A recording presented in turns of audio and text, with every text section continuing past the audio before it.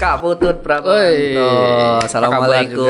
Waalaikumsalam, Kak Farino. Gimana nih? Alhamdulillah Ya, ya. alhamdulillah. Jadi hari ini kita akan sedikit bincang-bincang nih sama Kak Putut. Kak Putut ini kan salah satu pengajar geografi nih ya, di Nurul Fikri. Nah, jadi sekarang kita akan bincang-bincang ke geografian nih Kak Putut nih. Sudah Asalkan siap belum jangan nih? susah-susah nih pertanyaan nih. Kalau susah ya udahlah saya pulang aja deh. Siap ya. Sudah siap belum Kak Putut? Insya Allah. Sudah siap ya. Semangat nih. Baik, Kak Putut, sebelum kita sampai ke pembahasan mengenai kegeografian, mungkin ada sedikit perkenalan kali ya dari Kak Putut nih. Kak Putut tuh dulu lulusan mana, terus habis itu kalau boleh tahu kenapa sih alasannya memilih geografi nih sebagai jalan hidup ibaratnya lah, sebagai yang ditekuni sampai sekarang, itu kira-kira kenapa Kak Putut? Aduh, berat nih pertanyaannya. Wis, ya ini off the record ya. Jadi ya sebelumnya perkenalkan ya semuanya ya. Nih teman-teman mungkin yang nan jauh di Mato ya. Kan NF itu ada 160 lokasi dari Aceh sampai Sidoarjo. Gitu. Ya. Perkenalkan, nama saya Putut Prabawanto gitu ya. Yang sering dikenal dengan Kak Putut gitu. Nah, saya dari alumni Universitas Gunung Merapi. Mungkin teman-teman di sana tahu ya. Gunung Merapi, ya. UGM ya, Gajah Mada gitu. Ya, jadi Kak Farino, saya dari UGM ya, jurusannya itu PW. Ya, PW cuma bukan posisi wena ya, cuma pembangunan wilayah gitu ya. Oke, baik. Sering disebut PW nih, apa nih posisi wena saya bilang ya, karena duduknya di situ. Tempat geografinya kebetulan Fakultas Geografi agak sedikit sejuk ya. Jadi kalau buat nongkrong, buat kongko itu ya lumayan lah gitu, nggak disebut PW posisi wena gitu. Iya. Nah, saya masuk tahun 2002 ya untuk kuliah, kemudian lulus agak sedikit offside nih Kak Farino ya, harusnya kan 2002 4 tahun, 2006 ya saya offside 1 tahun 2007. Siap. Jadi jangan diikutin ya gitu. Siap. Pengalaman yang jangan diikutin.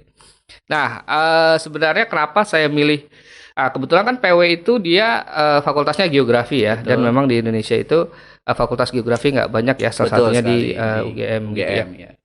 Nah, kalau alasan saya milih geografi sebenarnya sangat lucu dalam arti karena dulu itu informasi tidak sepesat sekarang kan. Misalnya kalau teman-teman di sana yang lagi konsul jurusan itu kan ada banyak kakak-kakak BIP yang ngebantu ya. Nah, kalau saya nggak ada tuh ya. Mungkin saya dan Allah aja nih gitu. Baik. Nah, waktu itu kan saya ditawarin tuh dulu namanya PMDK kan gitu ya, PMDK. Kemudian saya keterima 3 jurusan di 3 universitas yang berbeda waktu PMDK.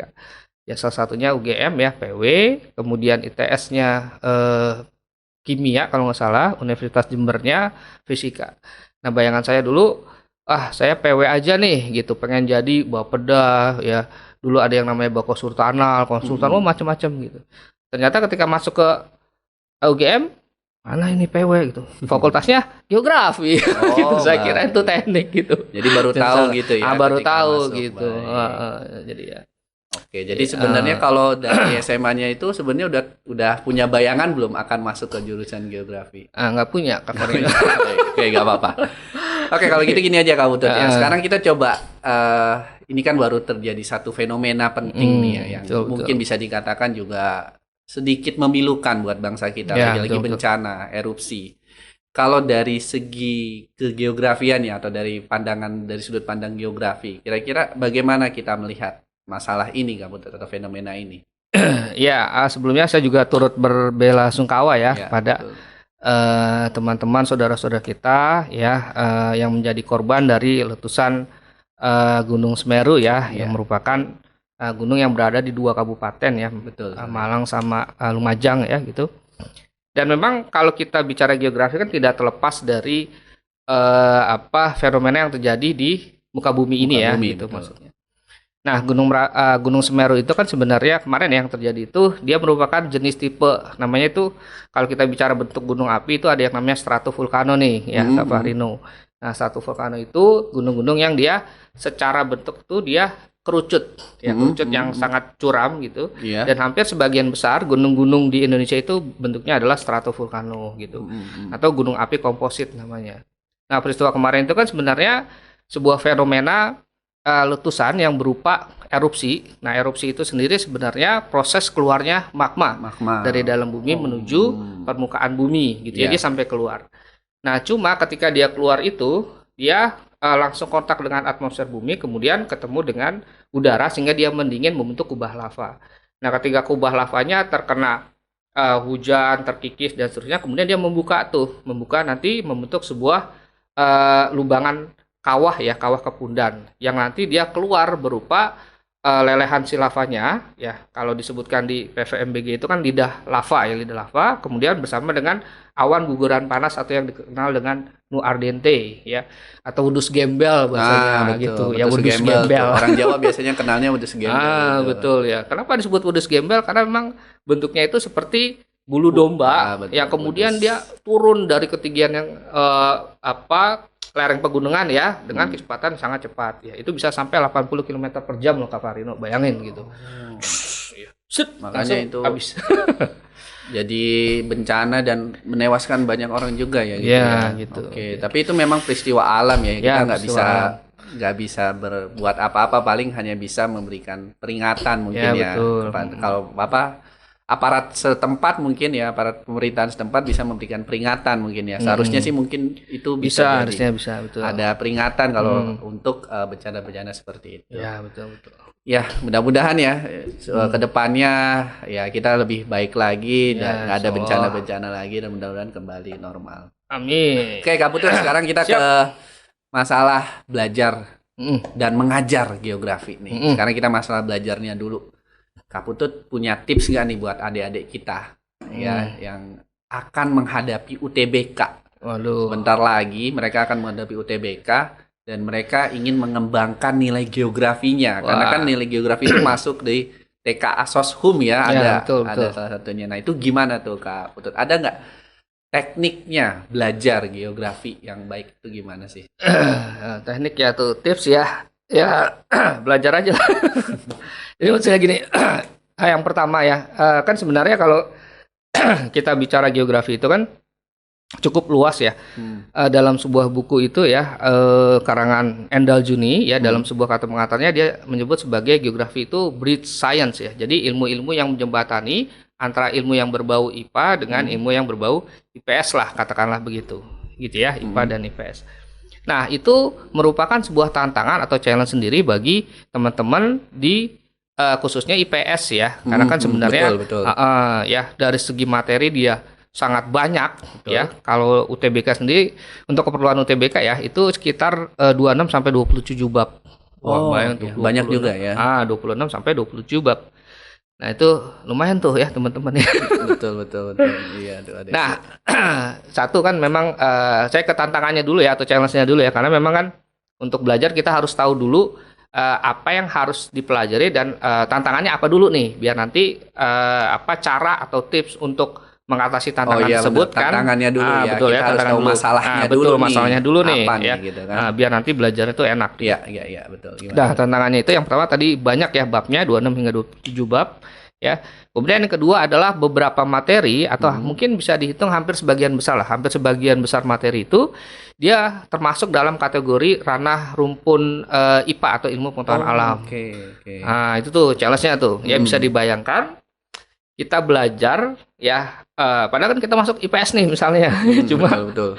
belajar yang berbau-bau IPA gitu ya. Iya. Nah, misalnya kalau teman-teman yang IPS yang sudah belajar geografi itu, seperti misalnya bab-bab litosfer, ya pedosfer, sejarah pembentukan muka bumi, interaksi keruangan desa kota, PJ, SIK dan seterusnya itu, ya pasti ada hitung-hitungan ya gitu. Kemudian ada kimianya gitu ya. Kemudian ada fisikanya gitu. Dan itu memang kesulitan sendiri merupakan suatu kesulitan sendiri bagi teman-teman yang belajar geografi. Nah, kemudian selanjutnya juga bicara tentang materi yang sifatnya terlalu kuantitatif tadi ya. Misalnya rumus gitu ya. Di beberapa bab di geografi itu ada rumusnya. Misalnya dalam bab peta nih kita menghitung skala peta gitu ya. Saya pernah belajar itu. Iya. Gimana tuh? Masa lalu betul. Ya, terus ada skala foto udara itu di bab PJ. Kemudian kita menghitung interaksi ke ruangan desa kota gitu. Ya bayangkan sebuah interaksi spasial itu bisa dihitung secara kuantitatif gitu ya. Nah, dan seterusnya. Jadi itu tantangannya ya. Tadi babnya banyak. Yang kedua itu dia beberapa bab itu rumpun IPA. Kemudian yang satunya ada materi yang sifatnya kuantitatif banget gitu. Yeah. Nah, sekarang baru ke tadi menjawab tips ya, tipsnya, atau triks ya gitu ya. Belajarnya. Nah, tips belajarnya paling pertama teman-teman yang IPS itu ya atau yang IPA linjur gitu ya, pasti perbanyak literasi, itu udah pasti ya. Oke. Nah, banyak baca lah ibaratnya. Banyak baca guys, ya banyak baca. Banyak baca ya. Ya banyak baca, udah pasti itu harus banyak baca dulu. Ya terutama tentang fenomena-fenomena kekinian. Kayak misalnya tadi Kak Farino bertanya tentang letusan Semeru erupsi gitu ya, itu penting. Nah, kemudian yang kedua ya, tipe kedua tadi literasi baca, yang kedua adalah kuasai konsep dasar. Konsep dasar. Nah, berhubung NF itu bicara tentang atau memperdalam materi dengan konsep dasar ya gitu. NF ya, Nurul Fikri ya, konsep dasar gitu. Ya, maka tepat banget tuh ketika kita les di Nurul Fikri ya gitu. Jadi memperdalam konsep dasar. Nah, kemudian ketiga harus drill soal dan konsep. Ya. Nah, jadi maksudnya ketika kita ada soal nih, konsepnya apa, kemudian analisisnya gimana, cara jawabnya gimana. Itu yang paling penting ya. Karena kan kita tinggal beberapa lagi gitu ya, waktu untuk UTBK ya. Betul. Berarti nggak mungkin kita baca semua materi, wah bisa gitu Kak Farino ya. Nah, mungkin ya itu tadi ya, drill soal kemudian konsep. Baik ya, jadi intinya sih jangan terlalu kalau saya bilang ya, kita mungkin punya prioritas soal kali ya kan. Jadi kita juga harus bisa menentukan mungkin betul. Mana yang ini. Kan di NF juga kita punya materi 4 kuadran itu ya kan. Benar. Itu juga bisa jadi bagaimana sarana kita untuk belajar gitu ya. Betul. Nah, kalau gitu coba deh Kak, kita siap. Coba satu contoh soal aja gitu ya. Oke. Yang nanti mungkin bisa jadi gambaran nih buat adik-adik sekalian ya, buat sahabat NF gitu yang sedang belajar geografi, itu gimana caranya gitu Kak. Boleh mungkin satu kali ya. Oke, siap. Ini ya. Kak Putut ya udah nyiapin nih kayaknya nih Kak Putut. Nyiapin nih, insyaallah ya. Oke, silakan jawab Kak Putut. Misalnya ada soal seperti ini ya Kak Farino ya. Nah, teman-teman yang di rumah ya itu juga mungkin bisa melihat atau mengamati. Nah, ini saya ambil dari soal SNMPTN asli ya tahun 2011. Jadi perlu teman-teman ketahui ya yang di sana sebelum ada UTBK kan ada berbagai macam nama lah judul gitu ya. Nah, di 2011 salah satunya SNMPTN. Kalau sekarang kan dia undangan ya kalau SNMPTN ya. Undangan. Ya, undangan ya. Kalau dulu modelnya tes tulis gitu. Betul. Nah, ada soal seperti hubungan antar fenomena geografi yang paling cocok dikaji dengan prinsip interrelasi gitu kan. Nah, kalau Kak Farino jawabannya apa? Waduh, ini gimana nih? Ini udah berapa tahun yang lalu nih Kak Putut. Saya sudah meninggalkan dunia ini. Dunia perselatannya udah ditinggalkan ya gitu. Karena memang betul ya, kadang tadi yang saya bilang geografi seperti fisikanya IPS gitu. Ya kadang betul. Ada IPA-nya, ada hitungnya dan seterusnya. Nah, secara sederhana mungkin kita soal ini gampang ya. Ini gampang ya. Misalnya bisa aja B, curah hujan dengan suburan tanah. Misalnya kalau curah hujan tinggi, tanahnya subur dan seterusnya. Cuma apakah konsepnya itu benar? Nah, kan kita belum tahu juga tuh. Betul. Kemudian kecepatan angin dan seterusnya. Nah, jadi gini, kalau untuk menjawab soal geografi, yang paling penting adalah pertama apa sih yang ditanyakan. Jadi harus ada keywordnya. Betul. Gitu ya. Keywordnya itu penting. Ya. Kata kuncinya. Nah, dalam soal ini misalnya kata kuncinya adalah prinsip interrelasi. Nah, yang disebut keyword atau kata kunci itu dia sifatnya spesifik ya, geografi banget, kadang berulang. Jadi kalau bicara prinsip interrelasi itu nggak mungkin nih ditemukan di mata pelajaran sejarah, mata pelajaran ekonomi, fisika, ataupun kimia dan seterusnya. Sudah pasti ini geografi banget. Nah, kemudian kita harus mengetahui juga babnya. Prinsip interrelasi ini babnya adalah pengantar geografi gitu ya. Nah, pengantar geografi. Nah, baru kemudian kita ke konsep dasarnya. Nah, gitu. Karena kan tadi saya bicara konsep dasar. Konsep gitu ya. Dasar ya. Oke, baik. Nah, karena ini bicara tentang hubungan antar fenomena, di sini saya tulis jawabannya A, tekanan udara dengan kecepatan angin, gitu ya. Nah, pertanyaannya kan, kenapa bisa A? Nah, gitu ya. Berarti kita harus tahu konsep dasarnya. Nah, yang pertama angin, karena di sini ada kata kunci tekanan udara dengan kecepatan angin. Ya, berarti kita harus lari dulu ke konsep dasar dari angin itu sendiri. Nah, angin adalah udara yang bergerak. Ya. Nah, jadi ketika udara itu bergerak, maka disebut angin. Tapi kalau udara tidak bergerak, maka dia tidak disebut dengan angin. Ya, bergerak dalam arti berhembus ya. Gitu. Iya, iya, iya. Nah, pertanyaan kenapa dia bisa bergerak? Ya. Nah, karena adanya perbedaan tekanan udara, gitu ya. Nah, berarti secara logika, semakin besar perbedaan tekanan udara, maka semakin besar udara itu berhembus, gitu ya. Atau angin itu dia semakin cepat. Betul, betul. Nah, ini poinnya. Berdasarkan hukum Stephenson. Jadi artinya, tadi kan saya bilang harus perbanyak literasi. Betul. Nah, ini salah satu manfaat dari literasi. Kita tahu sebuah hukum, ya, gitu. Nah, menurut hukum Stephenson, bahwa kecepatan angin berbanding lurus dengan gradien barometrik. Gradien barometrik ini gradien tekanan, gitu ya. Jadi semakin besar gradien tekanannya, perbedaan tekanan, maka semakin cepat angin berhembus. Nah, karena bicara interrelasi itu merupakan sebuah prinsip yang mengkaji tentang kaitan atau hubungan antar fenomena. Nah, maka jawabannya tadi A. Nah, hubungannya gimana? Hubungannya adalah bahwa tekanan udara atau perbedaan tekanan udara dia berbanding lurus dengan kecepatan angin. Semakin besar perbedaan tekanan udara, semakin cepat angin berhembus dan sebaliknya, dan seterusnya. Jadi mungkin seperti itu ya. Makanya tadi saya bilang harus tahu konsep dasarnya apa, ya kemudian analisisnya gimana dan seterusnya. Nah, gini Kak Farino, yang menarik adalah bahwa soal ini mirip dengan soal 3 tahun setelahnya. Oke. Nah, kalau tadi kita coba lihat lagi nih. Betul nih ya, karena tadi kan 2011, ini 2014 tuh. Ya. Ini secara konsep itu sebenarnya sama. Coba aja lihat pertanyaannya. Yang atas kita bicara hubungan antar fenomena geografi, yang bawah juga hubungan antar sfera. Sudah cuma gitu doang bedanya. Yang belakangnya sama, paling sesuai dengan prinsip interrelasi kan gitu.